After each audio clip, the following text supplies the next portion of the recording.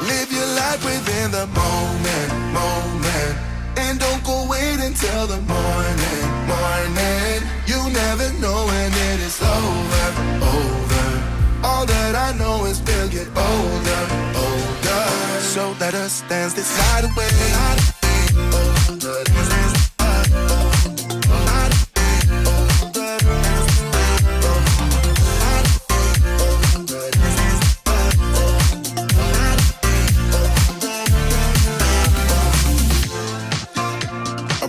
To the groove and the light that flickers. We get lost in the crowd, it's getting thicker. We get away from the drinks and chatter. Haven't said a word, but it doesn't matter. Feel the air get thinner. I'm standing in a blurry dream. No one else can see us. Live your life within the moment. And don't go wait until the morning. You never know when it is over. All that I know is we'll get older. So let us dance this night away.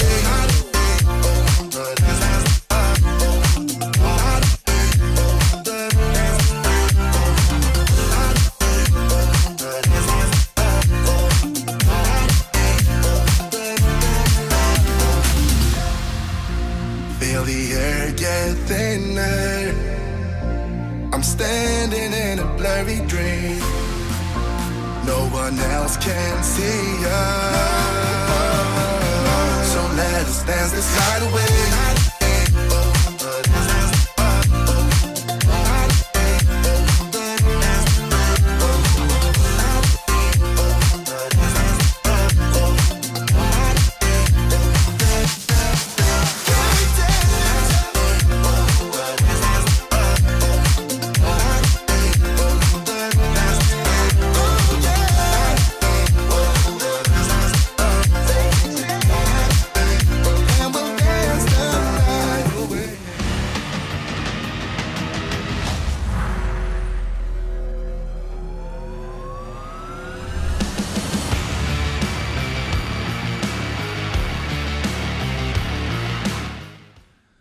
Good evening and welcome to Be More Super. You all right, Dan? How you doing? I was just looking at your tricep work on that cartoon of you. You were in good shape when they were you know when what? they made that of you. That is screen accurate. I have modelled it.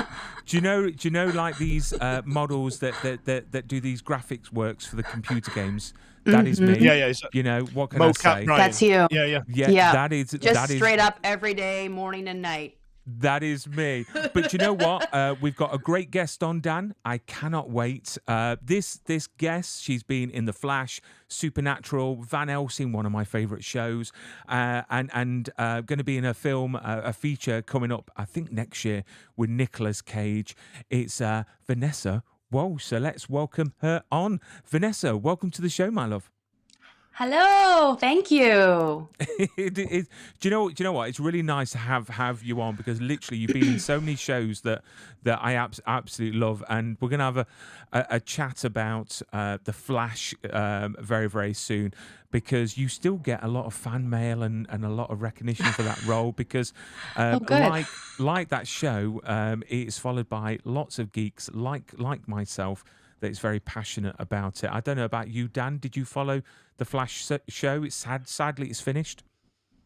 I got into it late. It had finished by the time I'd got into it. You know, you have that list of those things that you want to watch, and you're like, I'll get into it. And like we discussed before, if it's done more than about 3 seasons, then you're like, oh boy, I'll get round to it. And it gets further down the list as more seasons come out, and you're like, I swear I'll do it. I was the same with things like Breaking Bad and stuff like that. Like my friend's going through that right now. I was like, you cannot live on this planet and not have seen Breaking Bad. That is a must.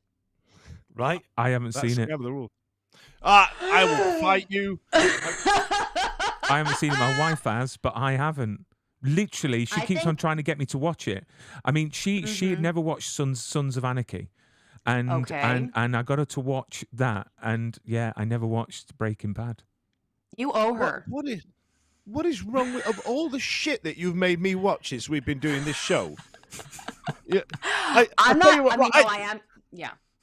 Go for it, Dan. today, Brian, the new trailer came out for yesterday came out for Reacher, the Lee Child series of novels, right? And if you've not watched season 1 of that or read any of the books, then we're falling out, bro. You know what I mean? No, Yeah. I have seen the first season. I thought it was fantastic. I think Alan Richardson. Alan Richardson, yeah.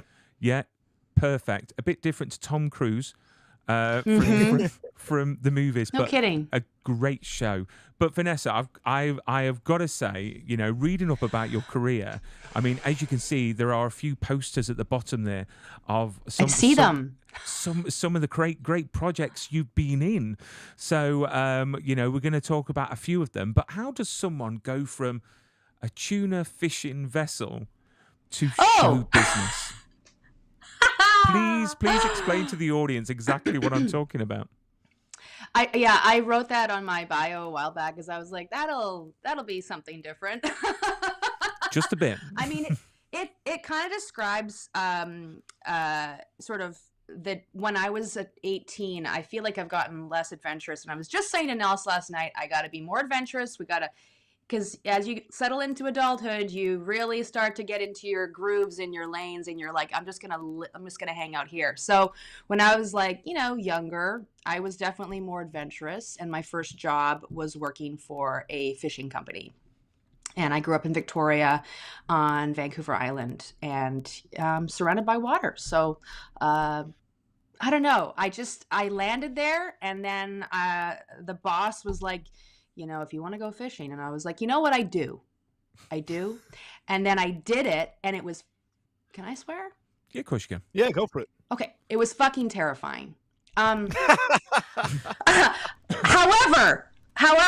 I was on that ship, and I was like an 80-foot boat, rather, not a ship. It was an 80-foot boat. And for 2 months, and I called my dad like halfway through the trip, and I said, Dad, I was 20 at the time, I think. I said, I know what I want to do. I know what I want to do and where I want to go to school and what I want to take. And he's like, okay. And I said, I want to act. And that wasn't out of the blue, but I had finally decided on the water 150 miles offshore that was the thing that came to me in the moment while I was on a swell going, whoa. 2 months.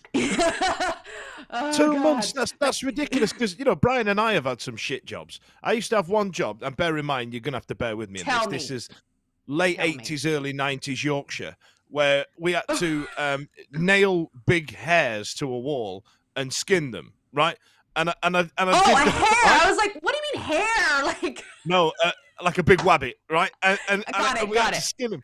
And I did that for a day and a half and went, this is not for me. And you did it for 2 months, you know, and you're worried about food and about, you know, clean drinking water and stuff like that. At least I could go home to my own bed. Yeah, that is like the intense thing about being on a ship is that you cannot go home. I think we landed in Oregon for like a day and a half, and a small town, and you know, anyway, it was so I had a real connection to the outdoors growing up in British Columbia, and it's very, I don't know if you guys have been, but it's you know, it's very mountainous and very all about the water, all about the outdoor activities, and I definitely partook in those. And then as I've gotten older, I haven't done it as much, but I crave the woods, not the ocean in that way anymore. I could never do that. Honestly, I couldn't. I don't know what I was thinking. Do you know what? I think I would love to be on a tuna vessel for one day. You know, like the documentaries that you see on Discovery? Mm-hmm. I mean, don't get me wrong, it's very lucrative. I mean, these tunas go for a lot of money. Yeah, they do. Yeah. But I would love to give it a go. I'm the type of person that I want to have a go at everything. Literally, It doesn't matter what it is, I want to have a go at it. Do you know what I mean? It doesn't matter how, you know, glamorous that job is or how rubbish. It's all about getting experience. Experiencing it? Yeah.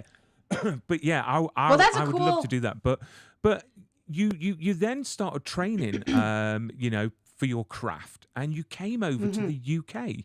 If I read rightly, and studied at the Globe Theatre, a bit of Shakespeare and a bit of a bit. I mean, what was the favourite part of coming over to the UK and actually training? I love the UK. I'm getting goosebumps. My sister was born in Glasgow, and I was about 2.5 when she was born. And I actually went to primary school, and my very first accent was actually Scottish. So when I spoke for the first time... In Glasgow as well? I had a wee Scottish accent. Yeah. For fuck's sake! And like, did you ever walk around to people going, can you say purple burglar alarm? Because I don't need to come across this with Scottish people. They can't say it. They can't say purple burglar alarm. Yeah, because the way they speak is in the back of their throat. I'm going to text my friend right away. Yeah, get her to send a voice note now of you saying purple burglar alarm. I'll get them to send one over. Well, that's hilarious. I need to try that out for my Scottish friends. I lived in that part of the world, and I have a very soft spot for it. And, just it feels like a kind of part of my home. So I know Scotland and England anyway, but you guys have had your differences. But I love London. Right. We weren't alive then. In London. Okay. Yeah, that's okay. You can just cut that bit out. I really love it over there, and I want to take Nels. He's never been. It's unbelievable. So one day when Stella's a little older, we'll definitely go over there. The program in Minneapolis where I went to school, the third semester we went to London for the fall semester, and I was so excited to do this. We stayed in the crappiest little place that is now, I think, has been torn down, right around Marble Arch, believe it or not. Edgware Road, Marble Arch. Anyway, yeah, but we had the best time, and being on that stage, the Globe stage, was like, I grew up doing theater. So, before I decided I want to be an actor on that fishing boat, I had already been doing theater since I was 8. My dad's an opera director. My sister and I both grew up singing and dancing, doing musical theater and all that stuff. So it's already in my blood. I couldn't have helped being an actor. I literally was in a basket in an opera theater when I was a baby, I think, absorbing all of that. So I don't think there was any hope in hell of me not being a performer. I mean, I presume through your training you learnt about Chekhov and Stanislavski and all of that. I mean, what was the worst thing about your training? Because we've all got, things that we didn't like about it, and it's quite rare that a lot of people actually like Shakespeare. I actually quite like it. But what was the worst things about your training that you didn't like to do? I blocked it all out. It's been a long time. No, I have some friends that can remember all the details of like all the horrors, and I'm going, huh? I don't remember that. Did we do that? Yeah. Well, honestly, like, it's a good question, and I wish I had a really solid answer for you. I think that it was just traumatic because they were all 18, and then there were 2 of us that were 20 coming in to start that program for 4 years. And it's just such a shock to the system. Okay, the feeling's coming back. Yeah. The shock to the system of the intensity of training that you're doing and the length of time during the day and the sort of emotional. I think that the hardest is the emotional work because you are so young. You haven't had that life experience yet. So, it's just kind of brutal on your system to integrate all these techniques and have to go to places that are really dark that you haven't really gone to with any depth because you're 20 and you don't want to do that. You don't know how to do it, and it's not safe to do it. So it's scary. I mean, I've got a question here about the training because all that training and looking back, because you've done so much stuff, to date. I mean, looking back, is there anything that you would have changed about the training that may have helped you to get ready for what was to come? Because I know in training they teach you a lot of stuff, but they leave a lot of stuff out. So what would be, a few things that you wish you would have known, during that time to prepare yourself for now? I have an answer. They teach you all about acting, but they don't teach you about what life as an actor is like.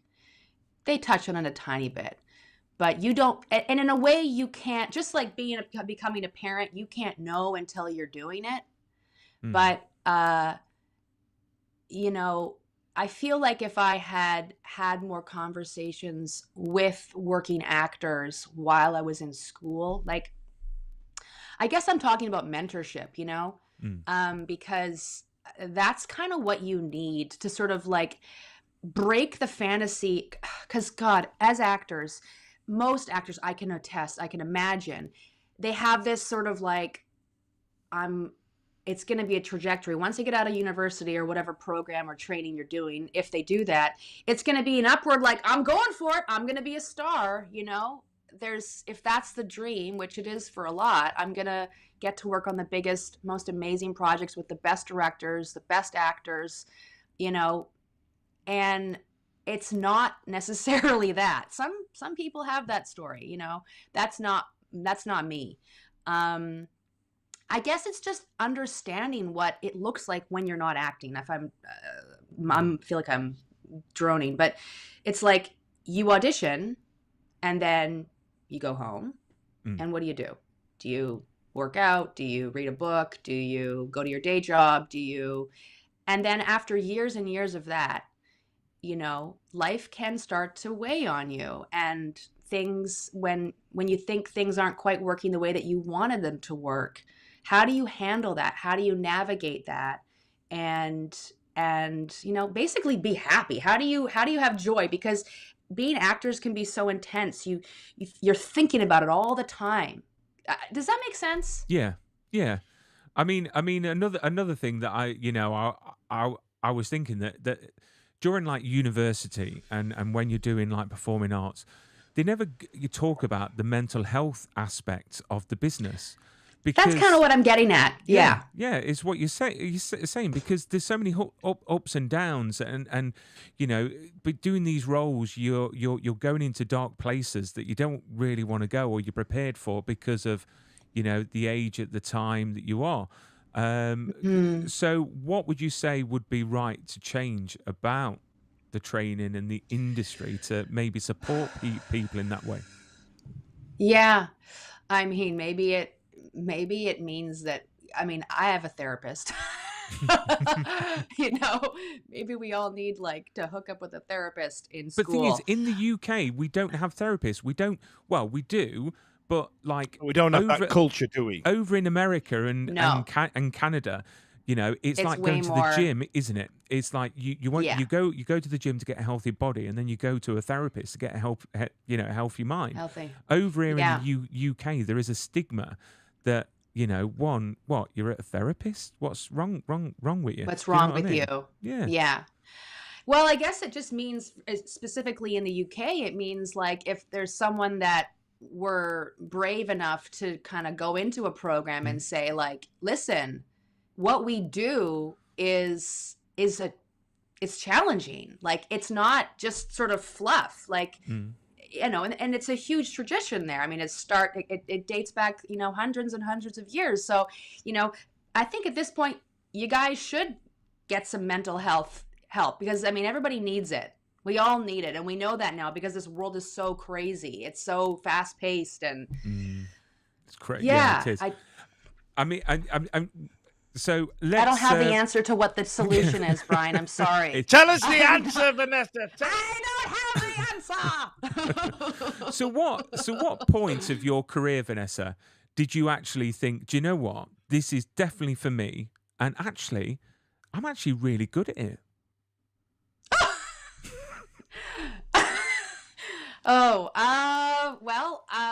The first part of that, listen, it was always in me to do. Okay. I was watching my dad direct operas, and then I was directing my friends at home and staging abridged versions of The Sound of Music. Okay. So, it was, just let me make a note of that there. Naturally bossy. Yes. What's going on there? It sounds like you're in Beirut. What was happening there? Yeah, I'm not sure, but they look okay. Yeah, they look okay. All right, cool. We're good. Yeah. And continue. What was I saying? Bossy. Anyway, bossy. Yeah, no, okay. So I directed a play, and my title was Headmistress. So just to give you a little soundbite, that is Straight in. my nickname, Headmistress. So you're not wrong, Dan. But I'm trying to just sort of like, smooth that one away a little bit, because I don't want to be bossy. I just like to be in charge. You don't want to be that person in your group of friends that behind your back they refer to you as Mrs. Trunchbull or something like that. Yeah. You know what I mean? You know what? I actually wouldn't mind that. That's a great name. Yeah, it means you're in charge, doesn't it? To be fair, like, I'm in charge, so don't fuck with me, Mrs. Trunchbull. That's in. I've written that down now. Do it. Yeah, put that in the notes. Brian, get me back on track. I lost my. Yeah, let's sort it out, Brian. It's got into chaos. That's what you're here for. Well, Dan, you're meant to be refereeing this. Well, Vanessa, Dan is a person that's got the perfect questions. Normally about what do they smell like. He wanted to know what Pedro smelt like with Nelson, and that was such a deep and meaningful question, Dan. Oh, that's a good one, though. We all wanted to know. Right? Yeah, I mean, was it not the first thing you asked Nelson, like when you saw him and went, listen, what did you smell like? And I tell you what, he had a perfect answer ready as well. He said something like cinnamon. I was like, yeah, that's right. Cupcake, I'm sat here smelling like Axe Java, and he sat there smelling like cinnamon. Yeah, cinnamon. Crack on, pal. That's nice. So let's talk about a bit of your work, because I've got to say The Flash is absolutely, was perfection. It went on for so many seasons, and you played a villain in season 6. And what a villain. I was a bit shocked with the name that they gave you, which was Turtle 2. But the villain was absolutely, I think I've got a picture of it. God. There we go. There you are. There she is. It's a nice picture. But yeah, so what was it like working on that show? Because I can imagine it was quite a fast-paced show, because there were so many episodes. And I should imagine the CW are like a conveyor belt sort of production-wise. I mean, is there anything, you can share about working on that show? I mean, bearing in mind, I know it's quite a few years ago. No, I remember. It was just before the pandemic. And it was just before Christmas, and I just remember being very happy that I had another job before Christmas. But yeah, I connect with villains. And that sounds weird, but I just like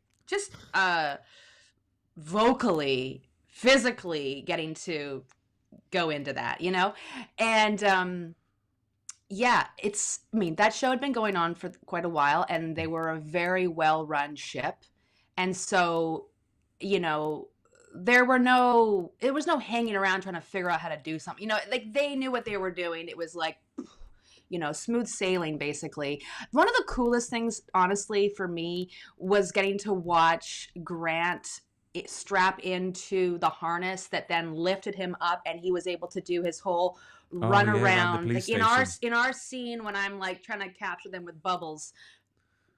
Yeah, Bubbles. They are running around me, and I was just like, I don't know if I can act right now. This is I want to do that. Like, I wanted to get in, but I also recognize the strength training that Grant does and was doing to keep himself in shape for playing that role. And it was just, honestly, that was the coolest thing that I can remember right off the top of my head. And then also getting to sort of capture Jesse L. Martin, who, we've been watching on television for quite some time. So, yeah. He's amazing in Rent. Absolutely amazing movie. Gets me every time. Tears. It's just shockingly good. It really, really is. I mean, I wanted to ask, what kind of direction were you given during these scenes? Because, it's got to be quite difficult, because it's quite heavily, special effects. And the special effects in this show are really, really good. So as an actor, having to do all these motions with your hands, I mean, how weird was that? I mean, did you know what they were going to do with the special effects? I mean, what They told me in told? advance. Yeah, and so we had to kind of figure out like what my hand was physically going to do and how they needed it to sort of, as you can see, it's kind of spread out there, and then that, yeah. So there was a few hand motions that I think I'm trying to remember, to be honest, but definitely there was a bit of a dialogue there about what to do with the hands for sure. Yeah, but it's just a matter of just figuring it out so that they can then go, okay, this is cool. Oh, you know what was awesome, you guys, was going when I was just sort of walking around inside the studio. I saw myself. Yeah, get this down. I'm getting it down. I'm ready. I saw the animated shots of me and the characters on the wall.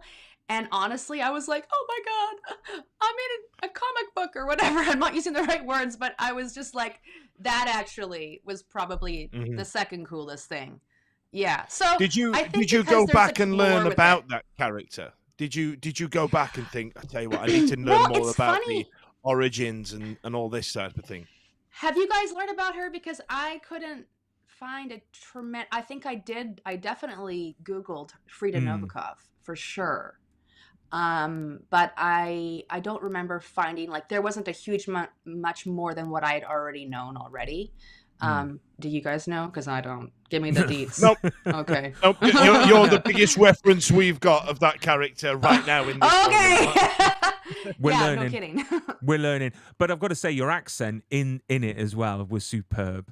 I mean, how fun is it to do those sort of accents on screen? Because you know, so you come fun. on Frida Novikov and you've got this awesome sort of Russian accent. I mean, how hard was that to perfect, and what was it like to actually perform as?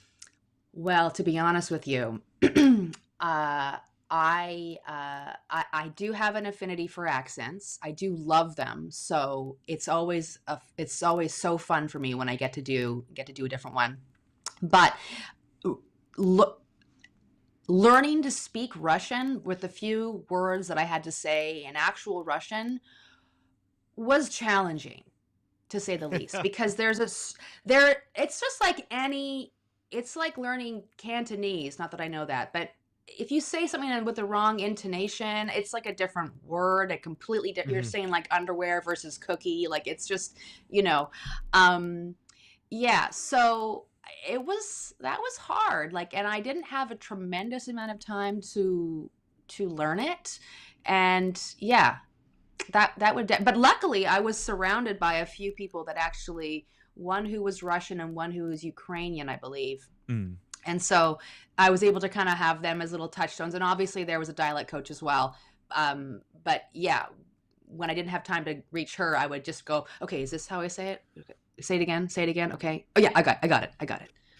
And did you manage to rob anything from the stage, from the set? You know, that costume piece. Man! I wish. Vanessa, since I've been doing this show, I've been asking that question every single week.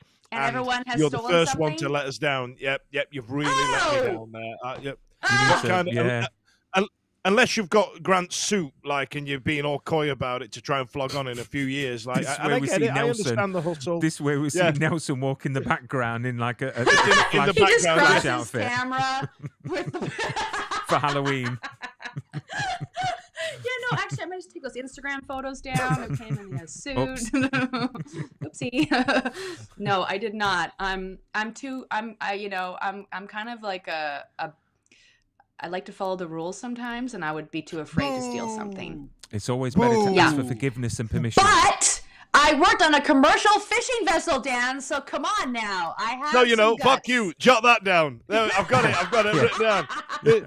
This lady's did a shit job longer than you did, Fudge. So well done. Like, I've got it. And I didn't just do it one time. I was on a boat for a year on different chunks. So it wasn't just a one-time thing, Dan. Okay. So I have. You were down here, and then you redeemed yourself back up. I need you to know that I'm badass. Okay. Okay, I got it. I'll make a note again. Oh my God. Actually, Brian, that's a good segue, isn't it? That is a good segue to our sponsor's message. So don't go away, Perfect. Vanessa. We'll be back I in a won't. second.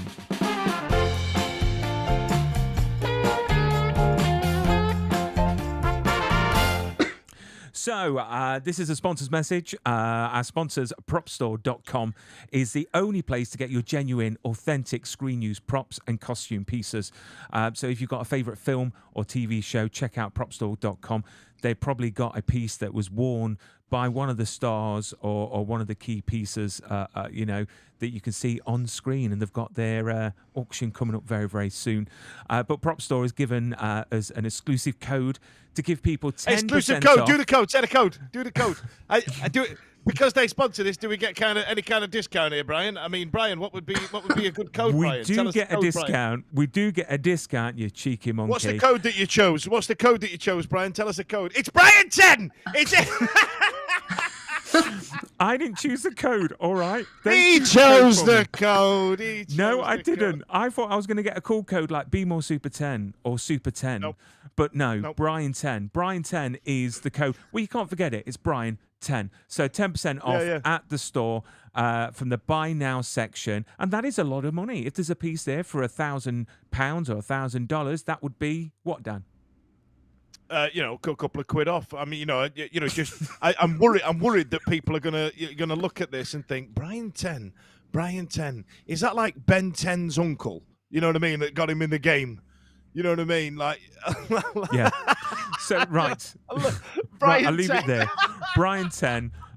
Give it a go. Check out propstore.com. They've got an exclusive auction coming up for the Fall of the House of Usher from Mike Flanagan. So we'll be covering that. I don't know if we're going to get Mike Flanagan on the show. I think we're in talks with Prop Store and his people. So hopefully we can get Mike on to talk about not only the epic show, but also Really the good. pieces, because 100% of the profits are going to a great cause in America for addiction. Which nice. I think is fantastic, because obviously the show was based around opioids and all that jazz. So watch this space, because we will be covering that auction that's coming up at the end of the month. But let's get back to Vanessa. Vanessa, thank you for staying with Vanessa, us. I don't and know not if you remember. disappearing. Do you remember the code if you want 10% off at the Prop Store? Yeah, I think I got it. Yep. Brian 10. Yep. Brian 10. Do you know what? We went down to Prop Store HQ and we found the person that actually gave us the code for that. Yeah. And I said, why Brian 10? And she just went, well, it's just easier to track. And I'm like, but but never mind. It's memorable. But talking about terrible jobs, Dan, I used to be a prison officer. What? At a youth offenders, and I got stabbed on my first shift. So I actually went. No, honestly, I got my glasses broken. How do I not know that? How do I not know that What? about you? Why did Well- you start with this anecdote? So it was on the girls' units, right?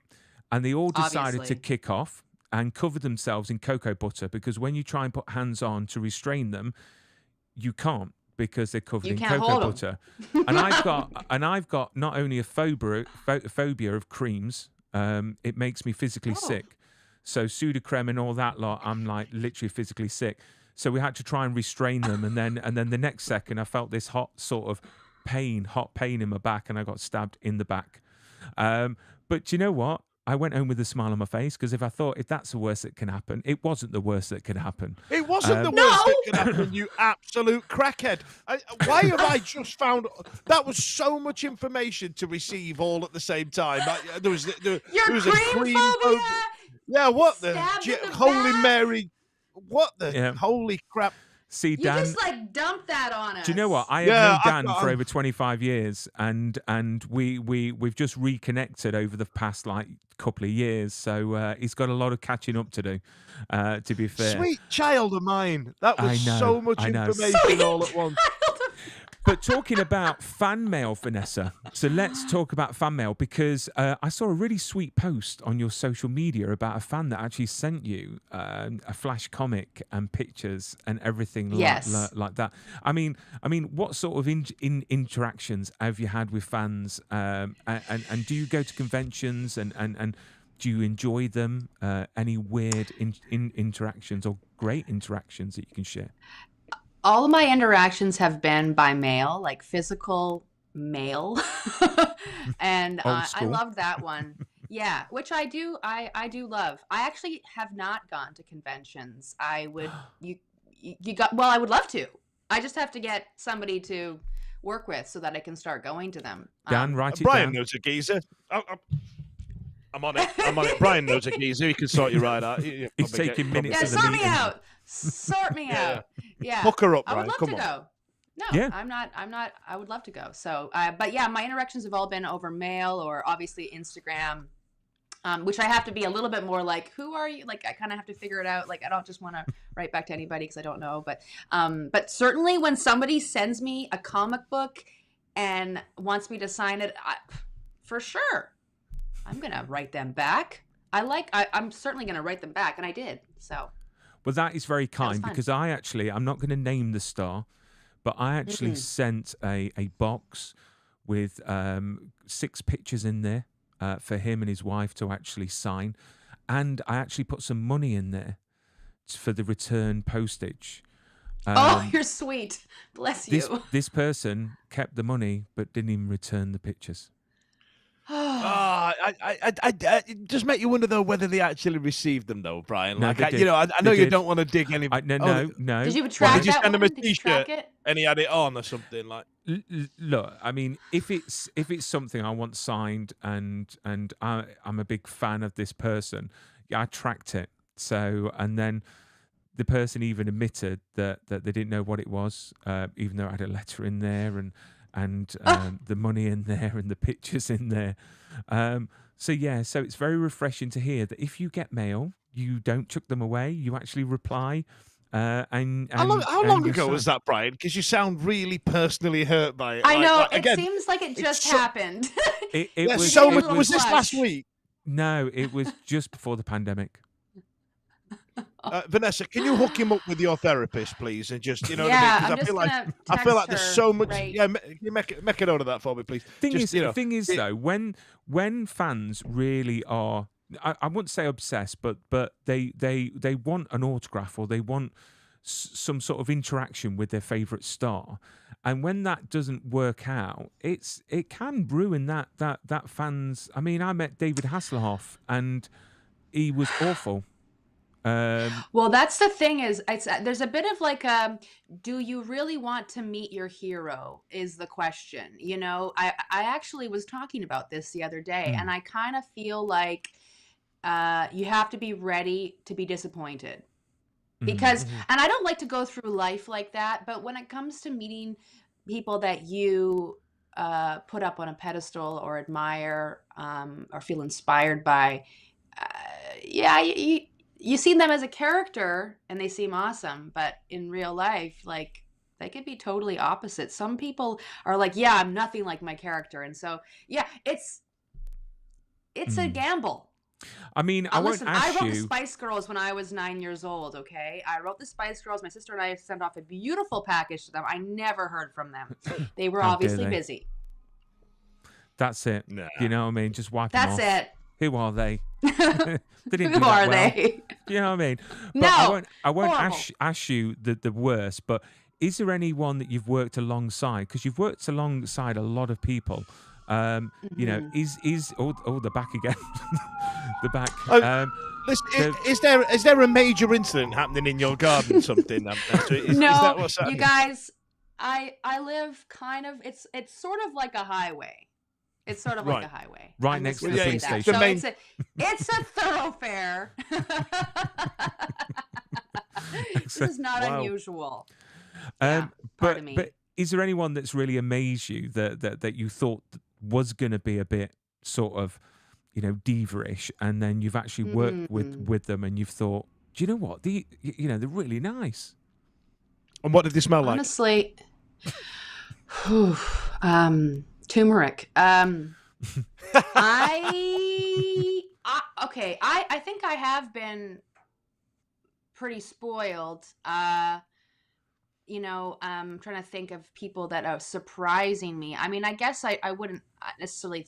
Well, no, I wouldn't think of it like that. But honestly, I got to work with Bill Pullman recently, but I kind of knew he was going to be like a really grounded guy, and he was. He's just an actor. He's just a guy. He's not pretentious at like that. Wouldn't even be in his world.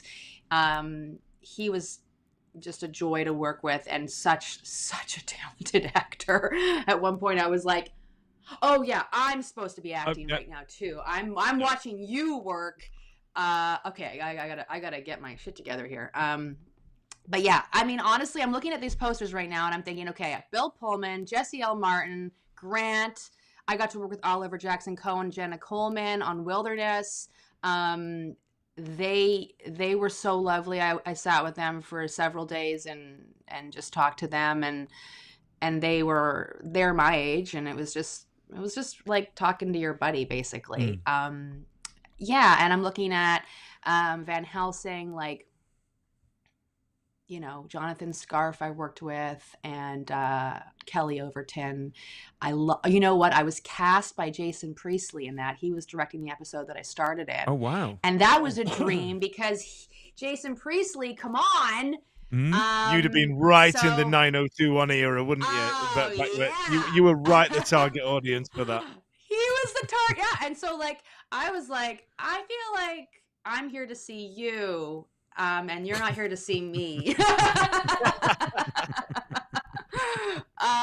But he's so lovely. So yeah, I mean, honestly, guys, I can't think of, I'm trying to think about all the people that I've worked with, and everybody is wonderful. I worked with Amy Aquino, who I watched in Felicity recently. I actually finally finished that whole show, and Amy played my mother in The Irrational, and I was so excited to be her daughter. I was like, because I loved her character in Felicity. I was just like, yeah, it was good times. I mean, it was quite a good segue, because I was going to talk about, is it, how would you pronounce it? Is it Murdoch Murders? Murdoch? So the name is a bit tricky because people pronounce it differently, but oh, thank God. It would have been no, don't worry about it. Don't stress. We were told to pronounce it Murdoch, okay? Murdoch. So it'd be Alec Murdoch. Okay. All right. But when I listen to East Coast news anchors talking about the real incident, the real murders, they would have said Alex Murdoch. So it's all over the place. And he called himself Alec, even though it's spelt with an X. Right. And we all knew him as Alec. Yeah. Brilliant. And that just goes along with the psychopathic behavior, right? Really kind of fucking everybody up with the names and everything. Yeah. Yeah. Not only did he bring the murder, we're also gonna fuck your language up as well. What about that? Yeah. Really. Yeah. Fuck exactly. So that's pretty fun. But yeah, it would have been pronounced Murdoch. And this two-part film, I haven't been able to, because normally I can get links from Lifetime and places like that to watch it early, but I can't. They haven't replied, and I'm like, I really want to watch it. But I mean, again, Bill Pullman, yourself, was you ever, tempted to do the Bill Pullman speech from Independence Day? No. But you guys, you want to know what my first Bill Pullman movie was? And it's not as cool as Independence Day, although it was very cool for me at the time. Is it the Sandra? It was Casper, wasn't it? Dan, was it Casper? You were right. Of course it was. That was iconic Bill Pullman movie. It's like when all of a sudden he's the president doing this big rousing speech. I'm like, shut up, Casper's dad. You're not the president. Shut up, Casper's dad. What? No, it was full on Casper, and I told him that on my final day of shooting with him, and I burst into tears. Oh no! Did he kiss you on the forehead and then go, "Can I keep you?" He was... I mean, that'd have made it, right? No, yes, it would have, but it didn't happen that way. I think he was just like, oh my God, this woman is crying. Like I was trying to hold back my sobs. It was just security. We've got a crier. Security. We've got a crier. Yeah, we have a crier. That was embarrassing. It was embarrassing. But it had happened. I'm here to tell the tale. You know, I mean, obviously we don't know. I don't know much about the movie. I mean, can you explain a bit about who you play? Because you gave us a taste of a southern twang of your accent because you play a detective for SLED. If you could talk us through exactly a bit about what the film is and who you play. Okay. I played Agent Andrea Carter, and she's a part of SLED, which stands for South Carolina Law Enforcement Department. Wait, South Carolina. Oh my God, now I should have written that one down. Okay, this is a division, pardon me, that was created in 1947 in South Carolina. And it's sort of like, they're police officers, but they sort of named it a different thing, and they kind of created this division basically down there. Clearly they needed it because of what happened. I'm joking, but yes, they did need it. Well, it's based on a real story, a horrible story that quite literally he had been put away just before we started shooting this movie. But yeah, and found guilty of the double murder and then basically all the other fraud that he had committed.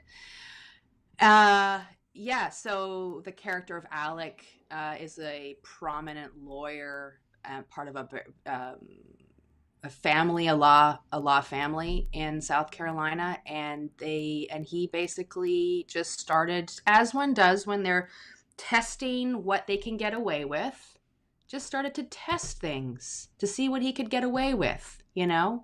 And then he just dug himself into a crater of a hole by the end of it, and not to mention all of the drugs he was taking to keep himself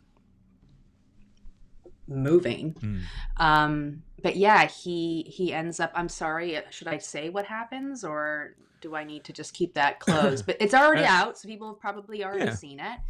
He murders his family, you know, and tries to cover that up. And so I and my my acting cohort, Donovan Stinson, who was the other detective, we interrogate him for an entire movie and try to get to the bottom of it. And there's a huge court case at the end. So yeah, he's and then basically he completely sullies that name. His grandfather's photo is in the courthouse. That was taken down, you know, because he was also a prominent lawyer. So like, yeah, he really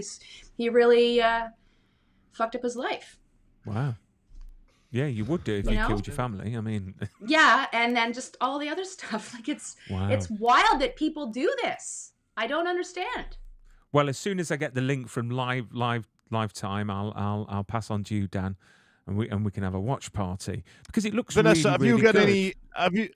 Have you got any hooky links you could just send us? Any dodgy links? any illegal links? I have a dodgy. I was gonna say I have a dodgy. I have a legitimate link I can send you guys. A legitimate link. A legitimate link. Yeah, I don't have part 1. I could probably get it, but I have part 2. Which you send over the legitimate link. Yeah, you send over the ending. Just say no more. We'll skip the first bit. Yeah, there you go. I mean, out of all the work that you've done, because obviously your IMDb is just awesome. You know, is there a piece or a project that you've worked on that's been your proudest moment? It doesn't have to be the biggest. You know, scene. You know, what's been closest to your heart as a performer? Well, it's funny because one of my most favorite roles was actually at the beginning of my film and TV career, and I did another Lifetime movie with David Arquette where I play what's called, and this is a technical term, guys, a lot lizard. Yeah, write that down. Okay. Yeah, so that would be, and this is all seriousness. This is a truck stop prostitute. Okay. Yeah. So. Wait a second, Dan. Oh, you know. Dan, wait a second. Don't say it like that. Wait a second, Dan. Shit. Yeah. Oh shit! All right, listen, I'm going to have to clear this up. There is an episode of Always Sunny in Philadelphia where they come across a lot lizard. And, Okay. And he said, "Do you want to take?" Okay. And it was You a guy saved driving yourself. a truck, and he said, "Yeah, do you want to take me into a motel and fill me up like Swiss cheese or something like that. But you know what I mean? I'm like, yep. I know what a lot lizard is. Yep. Copy. Okay. Well, anyway, I played somebody that was under that category, and to go along with getting to be sort of transformative, in character, it was very fun for me to play that role. So he plays another well, not another, but a serial killer, essentially based on a real guy, and he went around to different, in his truck. Basically, he drove one of those giant trucks. And sorry, what project's that called, Vanessa? I'm going to actually make a note of that. Okay, that's called Happy Face Killer. That was a Lifetime movie, quite a while ago. But I'm just saying that's one of my favorites because it was just such a fun. She was sassy, and she was, I could just kind of go there physically and not hold back. So I really loved that. They must be the better roles to play. The one where you're furthest departed from the type of person you are in real life. The one where you can really get away to the other side, right? Yeah, and I think it's a gift when somebody can just be themselves on camera. I think that's honestly, it can be hard because you might second guess things. You might be so aware of yourself when you are, to your point, when you are playing something so far removed. It's sort of like anything can go. You can just kind of be freewheeling. So, yeah. I've got a comment here from someone on Twitch. Do you know what? I saw that come in. Now, bear in mind, last week I asked if Pedro Pascal smelled lovely, and this guy's come in with a comment saying these guys ask good questions. And you know what? I'm asking the people's questions. I'm asking, what do we all want to know? You are for the people. Yeah, did Bill Pullman wear a pullover? You know what I mean? These are the questions that everybody wants to know. They all want to know it. So you've got a feature coming out next year. I don't know if you can talk about it, but it's with Nicolas Cage. Can you say anything about it, or is it still all under wraps, or can you give us clues? Ooh, well, okay, I can say, well, that it was Osgood Perkins who directed, which, do you know who his father is? No. Look up. Well, his father's Anthony Perkins. It's like a teacher. Okay. Look up. Okay. Yes, Look miss. it up. Take a note. See, this is doing... my headmistress coming into play here now. Okay. She's so bossy, Dan. Dan, she's so bossy. Honestly. Do the code again, quick. Well, fill some time. Do the code. Yeah. Right. Wait a second. I've got it here. Why does my phone seem wonky? That's really weird. Okay, well, I just wanted to say that because, honestly, getting to work with Oz, as we call him, it was so fun. He was just relaxed and just a character, and just he wrote it and directed it. So, it was getting to work with somebody that was living and breathing the script, understood it to a T. In television, you don't get that necessarily at all. Well, sometimes you do, but in the TV that I've done, it's mostly been separate writers and directors. So this was really cool. It doesn't say who his dad is. Wait a second. Well, his dad's Anthony Perkins, Anthony Hopkins. And he not Anthony Hopkins. Anthony Perkins. Anthony Perkins. I've just started a Hollywood rumor without realizing. You guys, no, hey, cut that part out. Anyway, Psycho. It's a cool legacy to be a part of, and to sort of work with somebody who grew up, immersed in film and Hollywood. So, I really enjoyed that. I don't know what else I can tell you. I mean, yes, Nicolas Cage is the lead, again, I forget what's on IMDb, so I don't want to speak out of turn, but it's definitely like a thriller, and it's going to be a really interesting ride. I think Oz is an excellent director, and his shots and his storytelling is going to be just to a T. It's going to be good. So excellent. I don't think I can say anything else. Do we know when next year it's coming out? Have they given you a? It just, as far as I knew, I've got a feeling it will be earlier in the year, but don't quote me on that because I don't quite know. And I feel like I saw a month there a while back, but I can't remember. So And what does Nicolas Cage smell like? I'm a lot of help. Ooh, well, on that movie. Oh dear. Sweat. Pumpkins. Sweat and pumpkins. Well, we're going to move on from I'm all right pumpkins with to Christmas. I'm looking at the time. We've got a few minutes left. So I just want to quickly just say that Christmas is around the corner. You've got a new little bambino that's 2 years old. Yes. Have you got any special Christmas traditions that you do as a family now that you've got a little one? Well, I think we're coming into, because she is 2 and she's way more aware than she was last year. There's going to be some things that we do, like in Vancouver, we have these like amazing mountains, and there's this place called Capilano Suspension Bridge, and they light it all up. And so in the forest, I know, are you getting stressed out, Dan, with the bridge and the mountains and all that? Yeah, I can see the sweat starting to cool. No. You won't see any sweat. I've had a Botox appointment today. I can't feel it right now. It's stressing me out. Feel it anyway, I want to do stuff like that with her, and obviously just like simple things like decorating a Christmas tree and putting up the lights around the windows and all that. So, you know, whatever you do, don't do Elf on the Shelf. Don't go down that rabbit hole, because that is literally the worst thing that's ever invented. My six-year-old called me up because she was crying her eyes out. Why? It's because she doesn't want a black elf. And that's an elf dressed in a black outfit. Okay, I know. I was like, Brian. Good Lord, Brian. I tell you an what, elf dressed in black. In black. If someone's Wi-Fi had a cut out at the wrong point there, we are in trouble. Brian 10 will be worthless. Okay, no. I do know about Elf on a Shelf, and I don't think I'm going to venture into that because it just seems like a lot of work.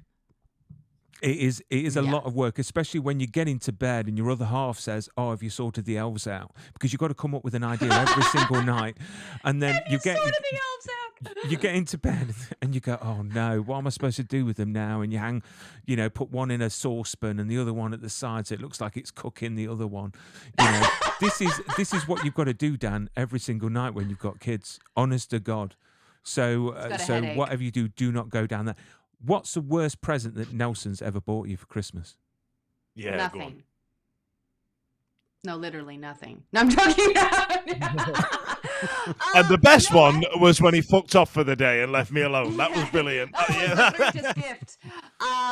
The worst present. Oh my God. But you know what? I don't have that, because the best one he gave me a couple of years ago was this awesome, Bang & Olufsen speaker, and I love it because I love music, and it just changed the music game in our house. I know people have way better systems than that, but honestly, I was like, oh wow.